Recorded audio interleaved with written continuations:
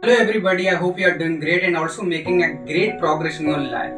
Today we are going to learn 19 idioms in spoken English.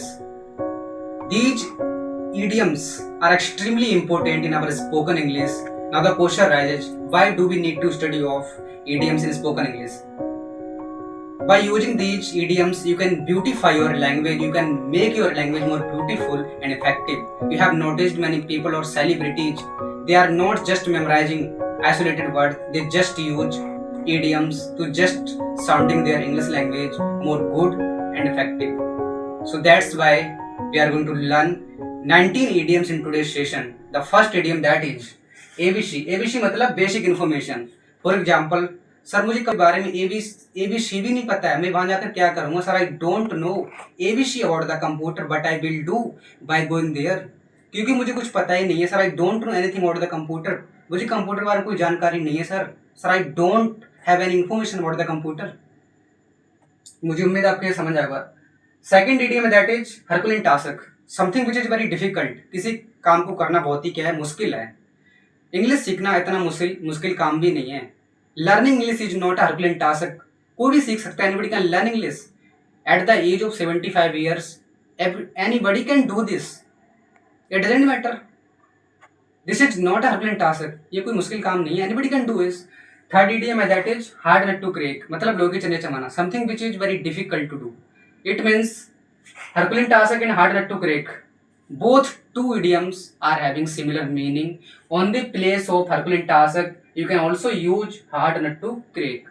Fourth idiom है that is acid test, मतलब बहुत difficult चीज। But हम जब इस इडियम का जब यूज करते हैं कोई एग्जाम डिफिकल्ट, इस कैटेगरी में हम यूपीएससी एग्जामिनेशन को ऐड कर सकते हैं। यूपीएससी एग्जाम बहुत कठिन है, the UPSC examination is a acid test. मुझे उम्मीद है आपको ये भी समझ आया होगा। फिफ्थ इडियम है अ मैंगो मैन, मतलब एक बहुत ही साधारण व्यक्ति। Don't underestimate the power of a mango man, एक साधारण व्यक्ति की पावर को अंडरस्टिमेट मत करो।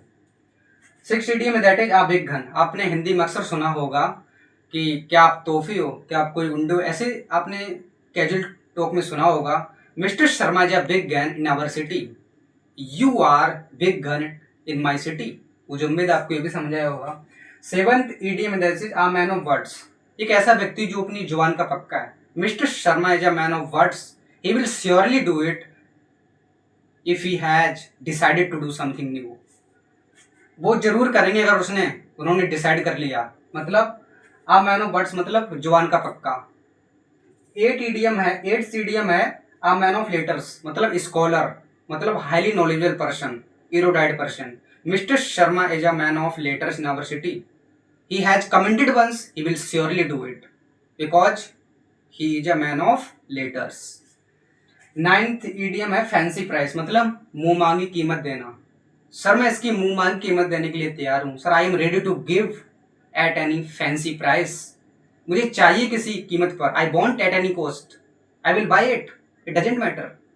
तो मुझे उम्मीद है। तो टेंथ इडियम है that is henpecked husband, एक ऐसा पति जो अपनी वाइफ के कहने पर चले। Mister Sharma is a hand packed husband, he does what his wife says, वो वही करते हैं जो उनकी पत्नी कहती है।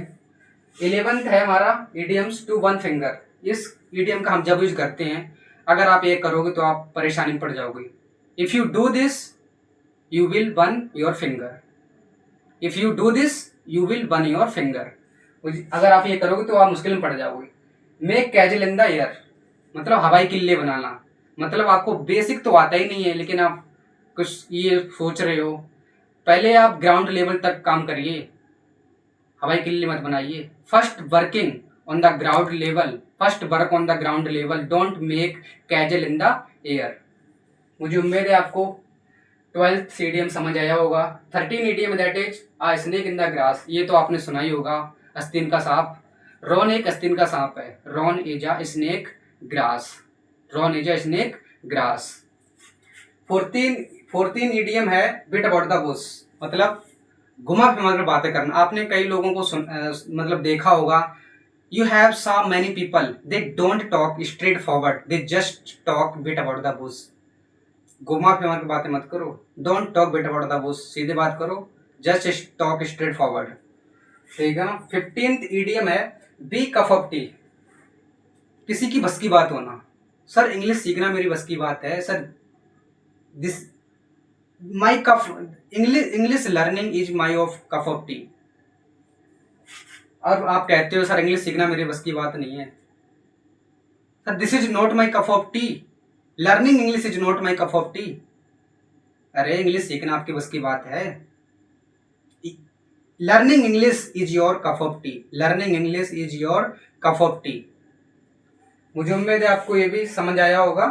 15th idiom be of cup of tea मतलब बस की बात होना, इंग्लिश सीखना मेरी बस की बात है, learning English is my cup of tea. 16th idiom है that is take for granted, मतलब किसी चीज को हल्के में लेना। कृपया इस टॉपिक को हल्के मत लो, please don't take this topic for granted, क्योंकि ये टॉपिक बहुत इंपॉर्टेंट है, because this topic is extremely important. Please don't take this topic for granted, इस टॉपिक को हल्के मत लो। 17th idiom once in a blue moon, मतलब कभी कभार, this is my one of my favourite idiom that I also use in my spoken English. अगर मैं आपसे बोलूं कि आप चाय पीते हो, तो but would your reply? Sir मैं हफ्ते में एक बार चाय पीता हूँ। Sir I take tea once in a blue moon in week. मुझे उम्मीद है आपको ये समझ आया होगा। 18th idiom है पिन प्रिंग्स, मतलब एक छोटे मोटे से problem. These are the smallest problems, you can't escape from it. This is just natural, you can't escape from it. You should fight with them, you should try to fight with them, you should try to learn something from those problems that you have faced in your life. 19th idiom है leave no stone unturned, मतलब कोई कसर नहीं छेड़ना। Sir मैंने English सीखने में कोई कसर नहीं छेड़ी। I will leave no stone unturned to learn English. Sir मैंने वहां जाने में कोई कसर नहीं दी थी। Sir I will leave no stone unturned to go there. मुझे उम्मीद है आपको 9 इडियम्स आपको अच्छे तरीके से समझ में आए होंगे एग्जाम्पल के through. So thank you for watching this session.